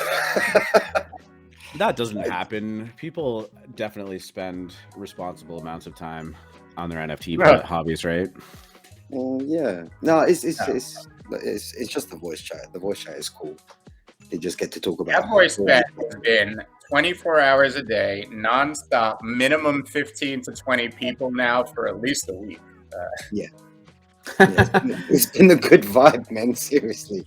Free market, you'll appreciate this. Sorry to cut you off, Cass. Matt just said, now the creepy apes and 3D things won't be in a back alley. They'll be in a dark forest while you sit around a campfire. Brilliant. Love it. Shank first! Sorry, Cass. No, why not? No, I was talking to not in the Moon Lounge, but I was talking to some people yesterday, and I just wanted to ask you guys the same question. They were thinking that the way that the NFTs are moving at the moment, the whole just the profile picture as a project is kind of over. And because people want more utility, or people want more from their NFT. Okay. Would you think that, or would you not? I know what it was, but I want to hear what you guys said. No, I mean, I don't think it's over. I think that we're going to see a wider variety of projects continue to succeed. We saw the Monster Cat Music NFT do really well almost immediately. I think that there's more of an awareness of where NFTs can go, what utility they can provide. But I think still there's always going to be a demand for the kind of metaverse representation of your persona that you're bringing out there. And I'm not even just saying it metaverse in terms of like Decentraland or Sandbox or anything like that, but just on Discord or on these games and these, Twitter. Twitter is a huge one, right? And the Parks NFT I think will do really well, but I don't think you're going to see too many people putting them in their profile pictures, right? I'm sure. It's my general feeling. They might take a little bit of a backseat. Sorry, free market. No. I am sure we are working our way into a cyclical profile picture top. The underlying trend of the value of PFPs in your average person's life is not going anywhere. And the insulation we have is that 2021 will be the historic year for PFPs. So, as we talk about PFPs 3 years from now, 5 years from now, 6 years from now, there's maybe 2 collections before 2021 that are, considered elite, blue chips, whatever it is as far as PFPs go. Everything happened in 2021. It's an historic year. I think a lot of the PFPs we own from that time are going to be considered historic. Short term, it certainly feels like we're working up a big PFP bubble that will translate into a fine art trend and these other types of NFTs as we talk about. But that said, I don't think we're anywhere near even the local top in respect to people follow what influencers do. And I don't mean like traditional internet influencers, just people they look up to, people that are popular, people in business, people in sports, people in Hollywood. And I don't see that trend slowing down. And I just think people want to emulate them. And even if they can't afford the PFP that the celebrity buys, they're going to want a PFP in a community of their own. As far as it has to be more than a PFP, I agree, but it doesn't have to be more than community. And I'm really getting sick of saying that word, but it really is the most evident thing to me, is that the best way to keep a high floor price and to keep interest in a collection, no matter what the underlying art is have people who are passionate to talk about it and live it every day. And make it hard for them to leave. Right. Not hard for them to leave like in a frictional sense, but have it hard for them to leave their friends, like the Kaijus and the Bored Apes. Like, they don't want to sell their NFT because it means that they're going to get the boot from that great alpha room or that great Discord that they have and all of that stuff, right? You build these friendships in these communities, and sure, you can keep in touch with them through Discord DMs and blah blah blah blah blah, but it's just not the same, right? Like you want to be in there, and we can go back to the original metaverse of like World of Warcraft, and that's why people stuck around for so long, is they didn't want to leave their friends. Yep. No, well, that's kind of well said. Now, what? I kind of agreed. I said no, it can't be over because of the population side of things. Just the sheer fact of, let's just say 1 million, which I know it isn't, but let's say 1 million people are in NFTs. That's a pin drop compared to how many people there are in the world. Oh yeah, for sure. And you know what? The scarcity isn't in tokens themselves or whatever, but there is a scarcity of quality projects. Yes, definitely. Derivatives as well. But you not quality derivatives, but I just look at things from okay, so if you could afford to go to the Gucci store to buy a Gucci handbag or whatever it is, you go into the store and buy a Gucci handbag. If you can't afford it, you will go to a Sunday market where there's a knockoff, let's just say. Where these derivatives, I feel, or copies or flips or whatever they are, they will still be catered in a large way to the general public once when they do come in, which could be in about 2, 3, 4 years' time. And what FMC did say, as in these are going to be historic, I agree with that as well, because it's the first introduction. Yeah, and those of us that were here last year are insulated in that. There's the community angle, but once it transitions to the historic angle, it adds such a premium to your collection. It's mind-boggling. 100%. And I've always been a big thing about community. It's the only thing that kind of makes sense of why you would hold long term.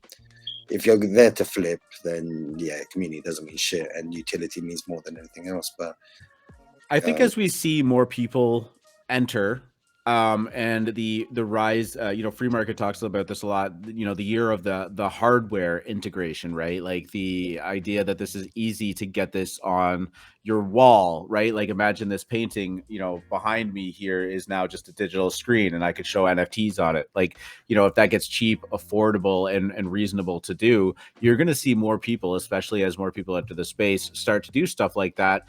And you're also going to see a trend of just aesthetically good looking things. Like, do I want a picture of like my profile picture up on that wall? Not really. But I'm going to bring up a project that's, I like, full disclosure, I have a couple of these and I don't consider them bags because they weren't overly expensive, and they're not overly expensive right now. And I don't care if you go out and buy them or not, but I have them because I like them and I think they look good. But there's this project, right?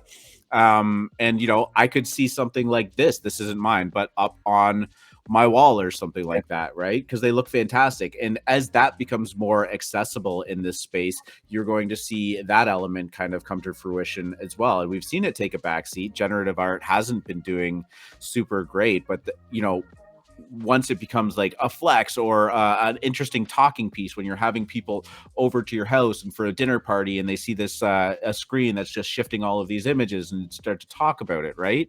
It's going to be far more appealing to actually go that extra route to own some of these things. I think you're going to see some of these projects that are low floors or even high floors for the high net worth individuals do really, really well. That's only 0.08. Yeah, I mean, these do look great. And again, I've never brought these up on the show. They've been sitting in my wallet for a long time. But I mean, DM that link to me, not the whole collection. I want that one you just put on the screen. Don't anyone else? No, that wasn't. I think it just got sold. I think it just got sold. It was 0.04? 0.08. Oh, 0.08. I think that was it. You're getting sniped on the show here. This one. Yeah, there it is. Send that link to old FMC. Yes, DM'd. Look at that. Purchase on the show. Yeah, and guys, like I said, I've owned these for a while. I did not spend a whole lot on them, and I just like them, and I've had no reason to sell them because I once I get a digital frame, like, it's going up there. Yep. Here's another question though. I mean, lemons. I'm hiding that. Do you think that instead of your normal art, say the art piece that we would normally put on a wall, let's say, do you think the fact of PFPs are more relatable to the individuals, or starting to become more relatable to the individuals, so the art shift in the NFT space, that is, could shift that way more? Just because, I mean, I just look at myself for an example. Look at my lemon. Reason I got him, yes, he's rare-ish, but beanie hats. I wear beanie hats and caps and bandanas. That's what I wear. So I related. I'm playful, so he's got the little play thing in his hand, and the satchel bag. I wear that on a regular basis anyway. So yeah, it's just I would have maybe think, because the majority of people in the world, I don't think appreciates or finds it difficult to appreciate art. There's not a grand amount of people that will go to an art fair, or compared to like a concert from an influencer, let's say. And if an influencer buys an NFT product, like you guys were saying earlier, you will get the followers, which then makes it more relatable to them, which is the majority. Just a thought. Not saying it's right or wrong. No, just a thought. That makes sense to me. Yeah, no, I completely agree, man. Yeah, for sure. And I just even want to say the fact that people are talking about, the PFP bubble or coming close to that, we just got hexes. We just got hexes. Oh, yeah. People, and Reddit, YouTube, Instagram are all talking about it. Yeah. Dude, I don't even understand the FOMO that's going to start permeating as people understand what these hexagons mean. I mean, it's such a big... it's not about the 299 or Twitter Blue or doxing or being against or for all these, infighting drama. This is the legitimizing of our industry. Before I go, because I know Josh needs to get on as well, how do you do the whole hex thing on Twitter? You have to have an iPhone and you have to be in the US, as far as I know right now. So, you have to have Twitter Blue subscription. Yes. Too. Yes. There's three requirements here. It's $2.99 a month. You have to own Twitter Blue. I have also heard that people, even if they have all those things, the iPhone, the US, and the Twitter Blue, are having a hard time finding like it doesn't show up in their app or something. I think Twitter's still in beta or whatever, but that's as far as I know what the issues are. Okay, perfect. Thank you. Us Android plebs don't get it, I guess. Yeah, well, I was just about to say that. I was a bit annoyed about that. If I could add it to my Mac or maybe my iPad, happy days. But I'm telling you, a Mac is a more important piece of your security arsenal than a hard wallet. 100. Okay. If he wasn't looking at his phone, he would have jumped out of his seat right there. He was I heard you. No, I love my Android. I do love my Android. But Yeah, no, man. You know what? For the longest time, I was taking pictures on my Samsung Galaxy, and everyone was like, "Wow, those pictures are really clear. What phone do you have?" And I was like, "Samsung," and they're like, "No shit." Right? Like, there's that meme, successful Apple marketing tactics that permeate pop culture. You guys, no, it's okay. I actually do like Apple products. I just don't have any. Hey, Cobain, bring up the latest tweet from our little lemon friends over there on your fancy little Twitter machine over there. On my PC. Yes, that. Okay, well, I'm doing that. I just wanted to say to Cambo, the name of this collection, I will pull it. Sorry. What is it? Oh, Icon, our security expert. I just made quite the statement. no. He just said no. Is that right? No. Yeah, please don't take that advice seriously, guys. If you don't have a hardware wallet, NSA, not security advice. More important is the meatware. Yeah, true. Actually, it is the biggest culprits are the human beings behind it all, for sure. Okay, so I actually, just before I pull up the lemon that you asked me to, Cambo asked what the collection that I referenced before was. It's called Obscure Alterations V2. There was a V1 that had a pretty good floor for a while there. DRK was asking if that was the project that Hunter pumped up to 4 ETH. I can safely assure you that this has never ever even been close to 4 ETH.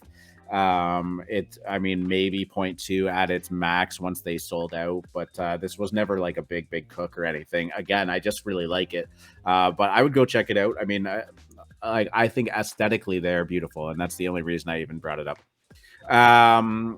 Little lemon friends, what are we talking about with this? Cass, thank you so much for joining us. I'm going to bring Josh up on the stage, my friend. Thank you. Cass, you still there? We love the cast. Oh, yeah. Yeah, of course. You have a great weekend, okay? Yeah. Josh, big win yesterday, moving the mountain of OpenSea and getting it back. I still hope that you're going through the process if it's affordable to bridge your NFTs, though. Yeah. I'm gonna get off OpenSea. This was a wake up call. You know, you can't put the genie back in the bottle, as I say, and OpenSea has shown the world that like they have the ability to just arbitrarily shut off people's collections. So you can't put the toothpaste back in the tube. As I'm gonna hook you up with the dev after the show. I talked to him. Did you cool. You were already doing it? Oh yeah. I'm moving forward for sure. Oh, okay, cool. Well, no. I'm sorry. I need it. I would love to talk to a dev. Good. I'll get the homie to talk to you. Cool. Love it. Also, got to say, I always enjoy Cass in the morning. He's got such good vibes. We love the Cass. Be up on stage with him and get some of that great. Next time we'll just bring you both up. Yeah. I'm gonna let you two chat for a minute, and I will be right back. Good. All flatter again. Oh, hey, Josh. Hey, FMC. So what's going on with Little Lemons? What's okay? All right. Now, what can I say? There's been steady volume here. I think people have noticed that just over the last day, there's been some lemons moving. There's been a few sweeps.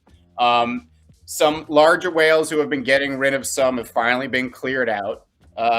There's a supply crisis brewing. Our unique owners are rising. And people have just been saying to me, man, doesn't it feel like something is coming? Well, I want to direct everybody's attention to the tweet on the screen. It says, GM, we sense a lemony world takeover soon. Okay. Without saying anything, I would take this tweet very, very seriously. My bullishness on lemons cannot be overstated. And I think everyone needs some citrus in their lives, NFA. I love it. I love it. I know it's not the one up on screen, but they post their little backstory 2-panel comics for different traits, and they posted the new egghead one today. Absolutely excellent. I love it. These are fabulous. Like we fell in love with these traits the moment they revealed. I always talk about how hard it is to not just conceive enough traits for a 10,000 PFP collection, but to actually make them look good when they're randomly put together. Like sometimes traits don't make sense, or sometimes it doesn't fit right. And Cenarius absolutely nailed these, but man, we always look at all these traits and we kind of wonder, why is this lemon doing this? Or how'd this happen to this lemon? And if you guys don't know, I co-host a little thing called The Morning Squeeze with Michael Reapy every day at 12 p.m. And it goes, we do something called the Lemon of the Day. And I've always liked to give them these little backstories, and seeing these comics really heartens me, because I can tell you that there's some very, very interesting media in the works. These lemons are going to have backstories. There's going to be very, very rich storytelling coming down the road for these lemons, both from the community and the lemons themselves. And we're starting to see it with these comics. I mean, I want to point out, there was a 17 hours long Lemon Spaces marathon the other day. And it wasn't on purpose. I logged on to a very small lemon space that had started after a previous lemon space by the unofficial dev. Someone else threw one up. There's just 23 people in there chatting. Lemons all the way down. Lemons all the way down. We hopped in. We started talking. More people started pumping in. All of a sudden, we had a few more hosts on stage. We were having a great time. There was over 100 people in there. Vinny Hager jumps in, bunch of cool cats jump in, and we thought, hell, why don't we give away 11 right now? This is a great time to give away 11. I said, if we can get 200 people in here, I will give away a little lemon friend. We got 612 people at one point in that spaces. We were going till 4 a.m. I literally fell asleep on the spaces. I wake up the next morning. I start doing the show with Cobain. And then lo and behold, I start getting DMs. Hey, is the contest still running? Hey, I'm like, what are these people even talking about? If you click on the spaces, it must be done. Like, how can you win if the spaces was still going? And not only was it still going, it bled right into the morning squeeze that day. Then the morning squeeze went for 3 hours. And you want to know my whole point here? It was organic. It was not forced. We were just having a good time. There's no, the communities that are going to last are the ones that are getting together, not for the financials of the project, not to talk about the roadmap and what's next. It's to get together and shoot the shit.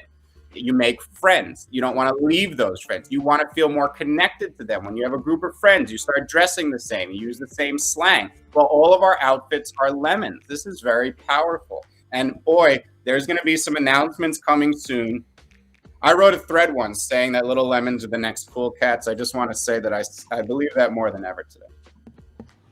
You wrote it to Gary V, and he left you on red. Man, Ghost. I don't know if I got a very nice Christmas present on Christmas Day. It felt like a bit of a baby Jesus miracle, but Gary V followed old FMC because of a comment I made on one of his threads. I was super excited. I thought, oh man, the man is watching me now. And since then, I have been left on red and ghosted. I don't blame him, but I did think the follow meant a little more than that. Oh well, yeah.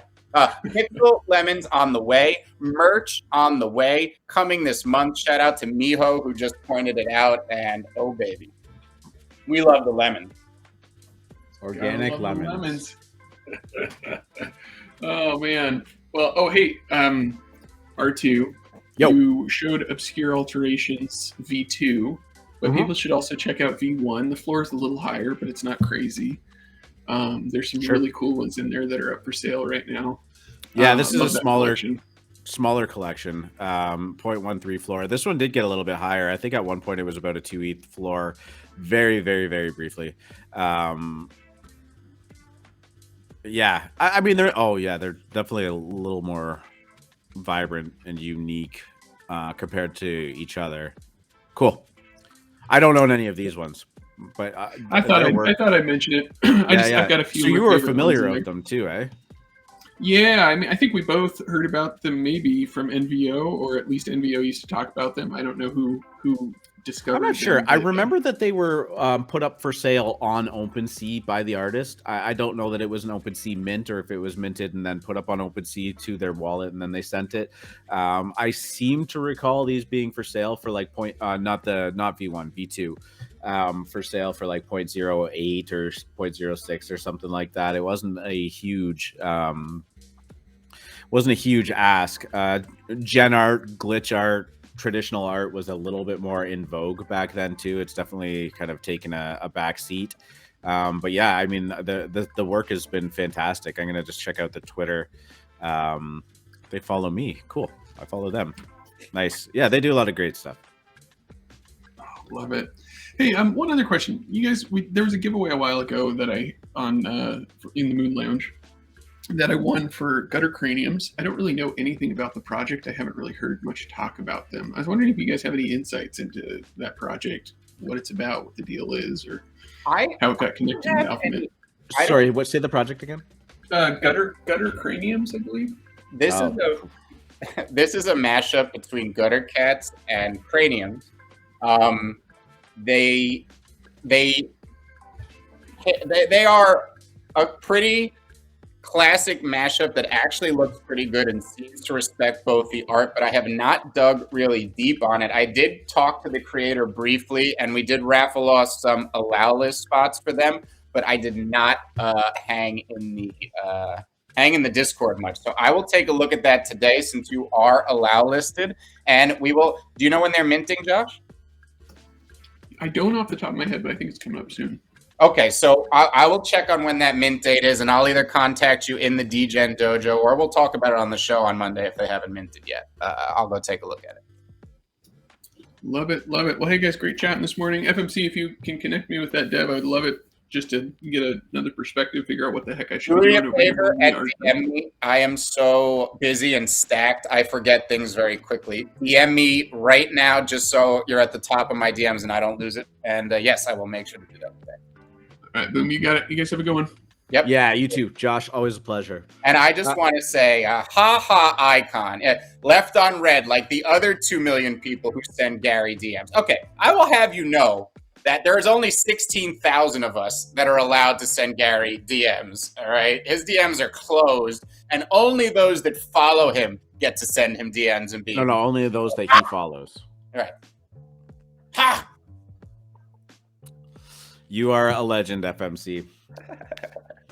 I'm gonna touch on one more thing, and I actually need to look into this more. And if Ecclesi was mentioning Pixelmon as a up and coming project to look at, I'm gonna pull it up on the screen here. If someone can clarify this for me, is this the same project that was a Minecraft mod for quite some time? If anybody has any info on that, because my son used to play that a lot, and if this is the same team and in the same vein, I'm gonna be sold on this. I can tell you that much. I am aping it. No, it's such a powerful IP, and I guess it's got the Minecraft looks to it. This isn't gonna feed the sound through, but dang, this is like a Weisenheimer this morning. Yeah, I'm gonna have to look into this a little bit more. I've seen it flying around, but I don't know why the name never registered with me, and in conjunction with that. But if these are locked, can't see it. Mint. When is this going down? February 7th, public sale. Cool. Previews look fantastic on it. I want to know more about it. I definitely have to do some deeper digging. I'm going to write it down. Maybe we can kind of talk about it on the show sometime next week when we get some of the other big topics out of the way. Thank you for bringing that up, Ecclesi. Free market, you like the Pixelmon?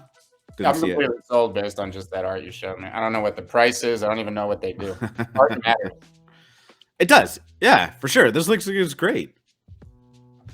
Amazing. I mean, very bright and vibrant. Love it. Like absolutely. And is it a P2E?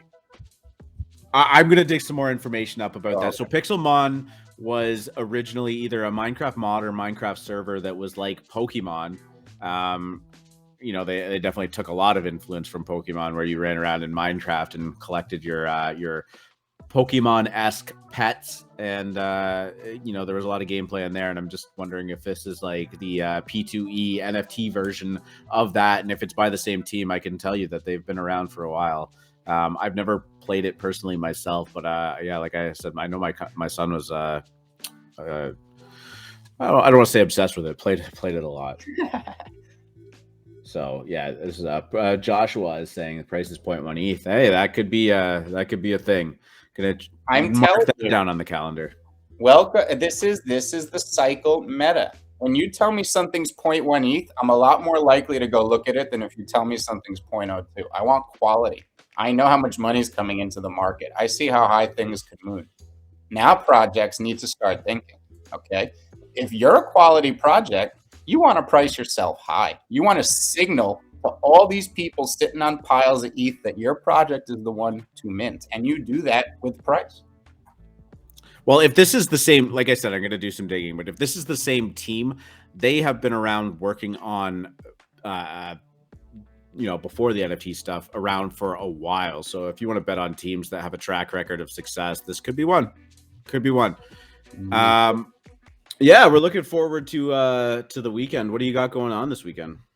NFTs, JPEGs. Good to go. PNGs. Some of them they're GIFs. I won't lie. There'll be a few GIFs sprinkled in.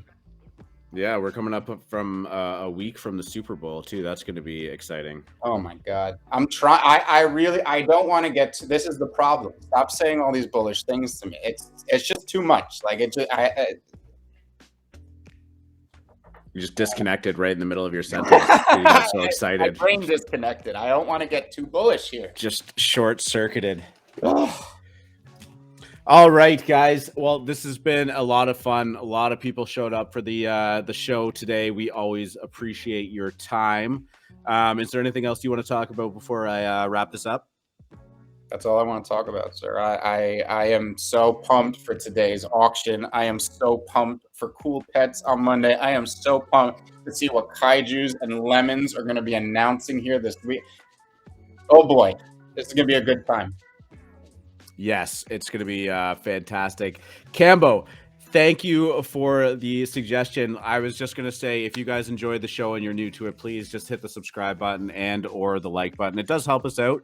But again, I don't lose any sleep over it. Just kind of a little obligatory thank you. Yeah, so we talked about a lot of stuff today. Got a lot to look forward to this weekend. Going to be watching Raid Party incredibly closely. I think that's probably that and Cool Pets are going to be, you know, some of the biggest things that we talk about in 2022. And we are just here finishing up January. Again, I want to thank everybody for their time. I think we hit like 65 viewers today, which is fantastic. Love to see all the new people here. Love to see all the familiar faces. You guys have yourself a great weekend. Happy minting. Happy JPEG. And Free Market, take us out of here. Free Market, take us out of here. You beautiful, beautiful, beautiful degenerate.